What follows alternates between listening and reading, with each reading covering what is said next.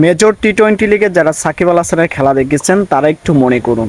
সাকিব আল হাসান তিনি মেজর টি-20 লিগে সর্বোচ্চ রান করেছিলেন ৩৫।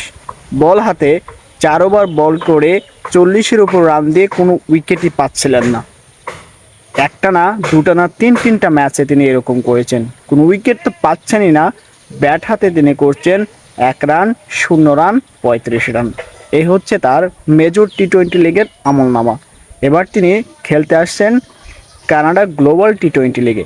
সেখানে তিনি আবার একটা দলের ক্যাপ্টেন্সিও করছেন বাংলা টাইগার্সের হয়ে। সাকিব আল হাসান কালকে ম্যাচ খেললো, আপনারা সবাই দেখেছেন। শরীফুল ইসলাম বাংলাদেশে, তিনিও ছিলেন সাকিবের দলে। সাকিব ব্যাটিংও করতে পারলো না, বোলিংও করতে পারলো না।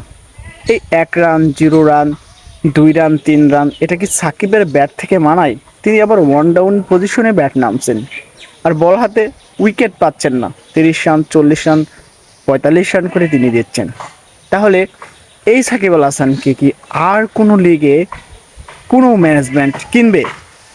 কলকাতা থেকে তো তিনি বাদই পড়ে গেছেন। সেখানে একটা সুযোগ ছিল, মেজর টি-20 লিগে তিনি আবার লস অ্যাঞ্জেলেস নাইট রাইডার্সের হয়ে খেলেছিলেন। সেখানে কিন্তু কলকাতা নাইট রাইডার্সের ম্যানেজমেন্ট ছিল, মালিক কিন্তু একটাই, শাহরুখ খান। ওইখানে যদি সাকিব আল হাসান ভালো খেলতে পারতেন তাহলে নিঃসন্দেহে আইপিএলের সুযোগ পেতেন। এবার কানাডা গ্লোবাল টি-20 লিগে সাকিব আল হাসান যদি একই ফর্ম করেন তাহলে বিশ্বের আর কোনো লিগে সাকিব আল হাসান সুযোগ পাবেন না। অর্থাৎ বিশ্বের কোনো টি-20 লিগে সাকিব আল হাসান আর সুযোগ পাচ্ছেন না। বাংলাদেশ দলে সাকিব আল হাসানের পরবর্তী ভূমিকা কি হতে পারে? তিনি বলেছিলেন ৩ মাস তিনি ট্রাই করবেন, যদি পারেন ক্রিকেট খেলবেন, আর যদি না পারেন তাহলে অবসর নেবেন।